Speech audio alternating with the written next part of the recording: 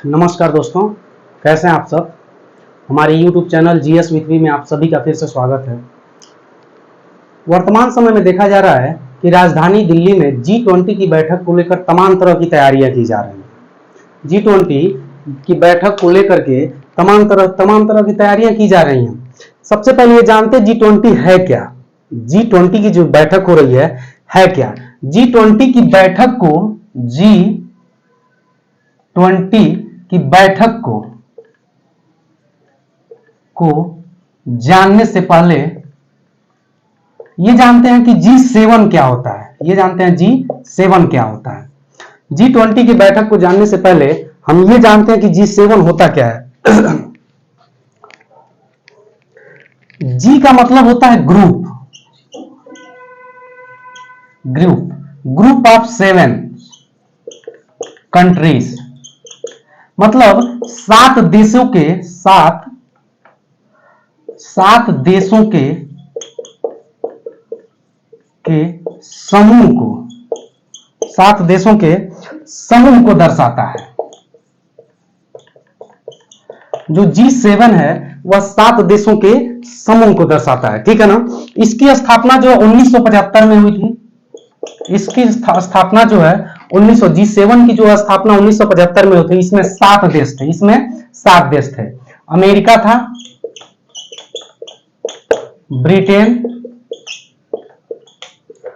था, ब्रिटेन था, France, Japan, Germany था, फ्रांस था, जापान था, जर्मनी था और कनाडा था, ठीक है। 1 2 3 4 5 6। इसके बाद इसमें इटली भी था, ठीक है ना। G7 ग्रुप ऑफ 7 कंट्रीज, 7 देशों के समूह को दर्शाता है G7, ठीक है। जिसमें 7 देश हैं। G7 की स्थापना 1975 ईस्वी में हुई थी और इसमें 7 देश हैं। अमेरिका है, ब्रिटेन है, फ्रांस है, जापान है, जर्मनी है, कनाडा है और इटली है। 7 देश। उसके बाद क्या हुआ, 1997 में क्या हुआ, इसमें रूस जुड़ा। तो 7 देशों में जब रूस जुड़ गया तो ये G8 हो गया। उसके बाद 1997 में जब जो है कि रूस जुड़ा तो ये 7 देशों से एक देश बढ़ गया, G8 हो गया। इसके बाद 2014 में फिर रूस को क्या कर दिया गया, बाहर कर दिया गया। रूस और यूक्रेन के बीच कुछ जमीन को लेकर के विवाद था, जिसमें रूस ने क्या कर दिया था, यूक्रेन के जमीन पर, संपत्ति पर कुछ जबरदस्ती कब्जा कर लिया था, जिसको लेकर के 2014 में इस समूह से रूस को बाहर कर दिया गया था। तब फिर 2014 में G7 हो गए। फिर 2014 में ये G7 हो गए, ठीक है। ये G7 है, आपको ये समझ में आना चाहिए सबसे पहले। उसके बाद G20 पे आते हैं। 1997 में G8 हो गए, उसके बाद 2014 में फिर G7 हो गए, ठीक है। उसके बाद G20 पे आते हैं।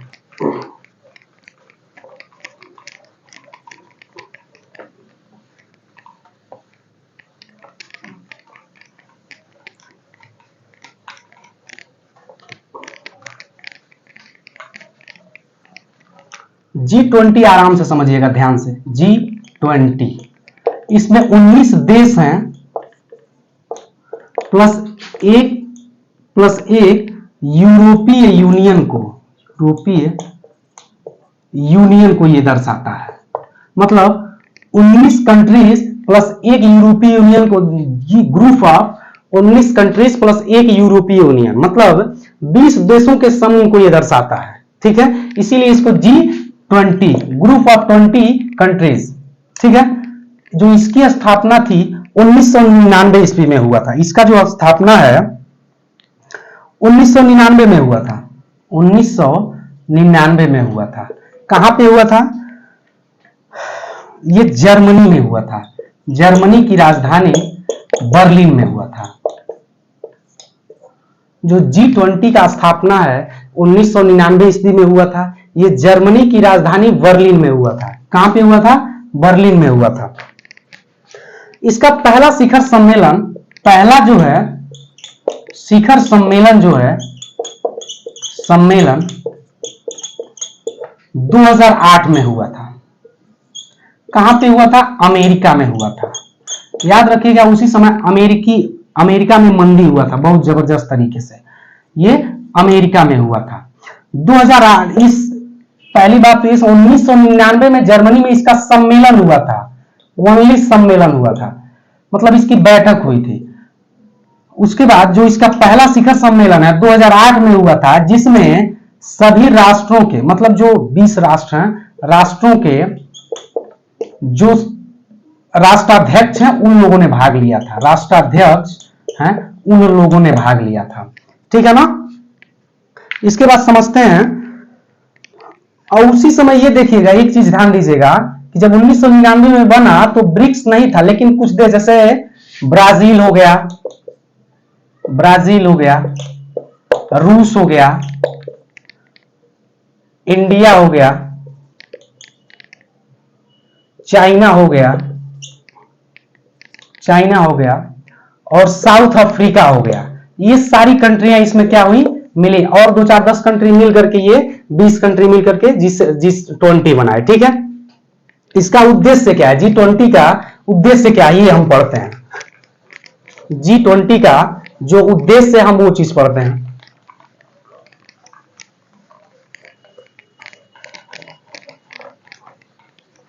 G20 का जो है, G20 का उद्देश्य जो 2023 में G20 हो रहा है, जिसकी अध्यक्षता भारत कर रहा है और ये हो रहा है 9 और 10 सितंबर को, 9 से 10 सितंबर 2023 को हो रहा है दिल्ली में, जिसकी अध्यक्षता कौन कर रहा है? भारत कर रहा है। ठीक है? 9 से 10 सितंबर 2023 में हो रहा है, दिल्ली में हो रहा है, जिसकी अध्यक्षता कौन कर रहा है? भारत कर रहा है। इसका उद्देश्य क्या है? G20 जो है, इसका जो सम्मेलन है, इसका उद्देश्य क्या है? इसका उद्देश्य मध्यम आय वाले देशों को शामिल करके वैश्विक वित्तीय स्थिरता को सुनिश्चित करना। जो मध्यम आय वाले देश है, मध्यम आय वाले जो देश हैं, मतलब जो विकासशील देश हैं, इसमें उनको वाले देशों को इसमें शामिल करके, जो मध्यम आय वाले देश हैं, जो विकासशील देश हैं, उनको इसमें शामिल करके वित्तीय स्थिरता, मतलब वित्तीय स्थिरता को सुनिश्चित करना, वित्तीय स्थिरता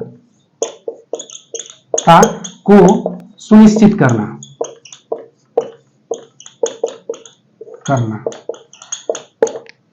ठीक है ना?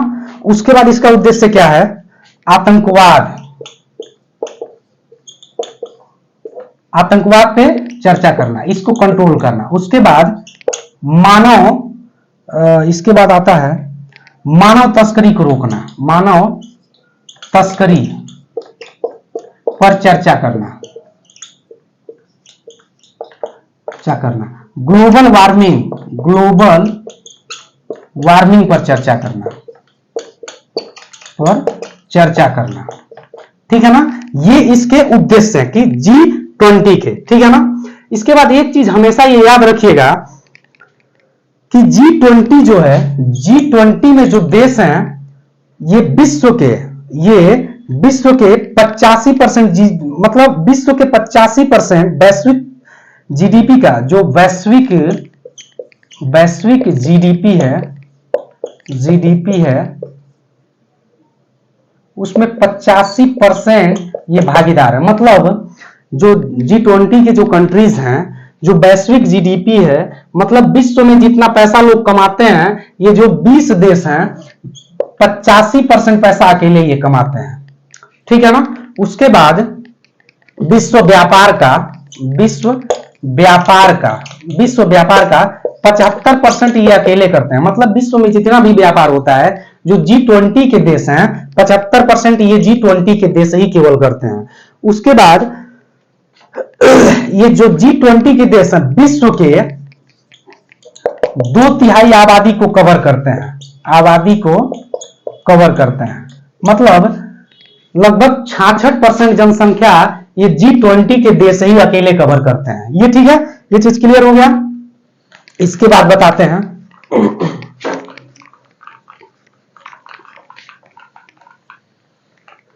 जो G20 सम्मेलन हो रहा है इसके 5 ग्रुप हैं।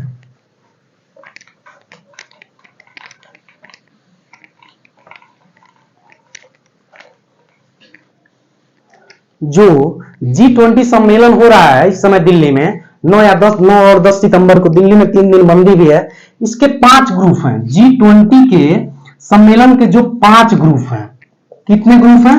5 ग्रुप, 1 2 3 4 5।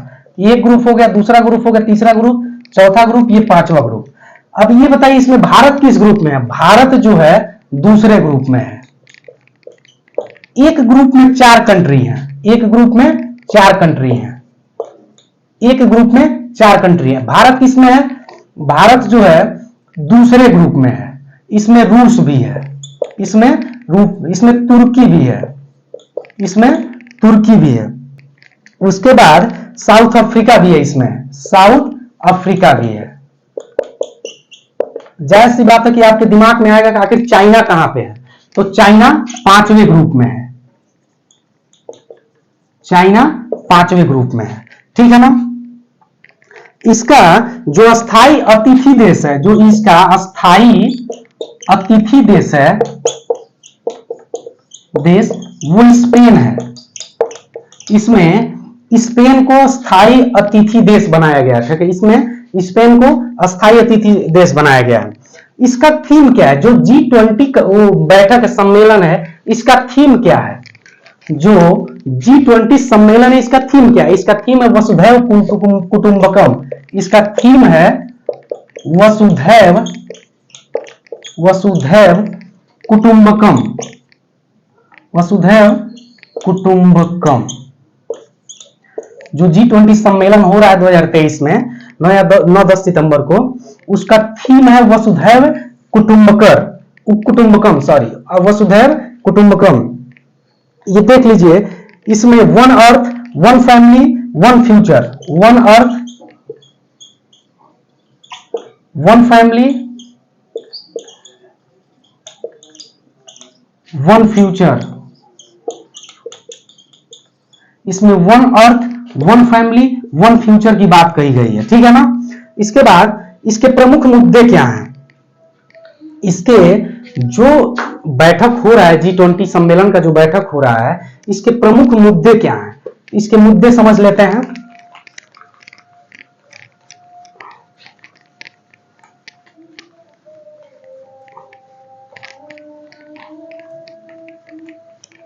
इसके प्रमुख G20 के प्रमुख मुद्दे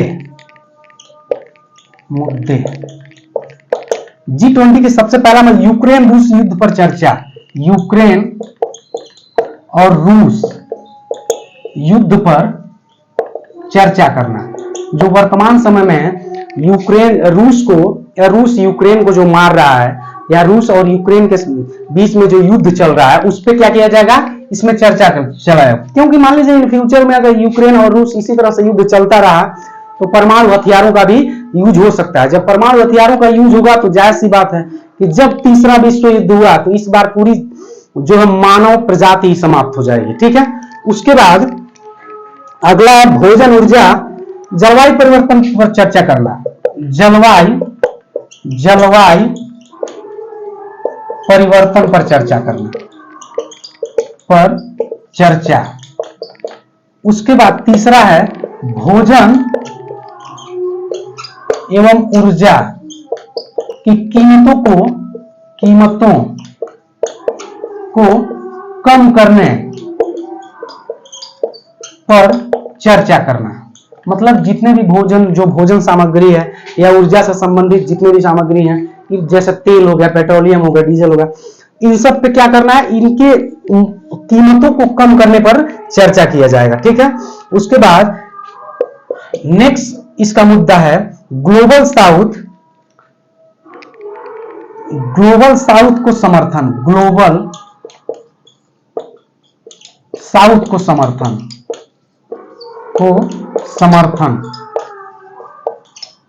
मतलब ग्लोबल साउथ को समर्थन का मतलब यह होता है कि कुछ ऐसे देश हैं गरीब टाइप के, जो विकासशील देश हैं, जो विकास कर रहे हैं अभी, कुछ ऐसे देश हैं जो विकसित देश हैं, जिनके पास पैसे की कमी नहीं है, वो देश जो क्या करते हैं, गरीब देशों को क्या कर देते हैं, ज्यादा से ज्यादा आर्थिक मदद कर देते हैं, उनको ज्यादा से ज्यादा पैसा दे देते हैं। अब जो विकासशील देश है, जो गरीब देश है, उसकी जितनी भी पॉलिसीज होती है, वो पॉलिसी, उस पॉलिसी का डिसाइड जो अमीर देश है, विकसित देश है, जो उसको पैसा दिया है, उसके हाथों में चला है। मतलब उसकी कंट्रोलिंग पावर पूरी, जो पैसा ज्यादा दिया है देश, उसके हाथों में चला जाता है। तो इस मुद्दे पर बात करने के लिए ये किया जा रहा है, ठीक है ना। तो ये रहा आपका G20 सम्मेलन, ठीक है। इसके बाद हम नेक्स्ट क्लास में पढ़ते हैं। Thank you.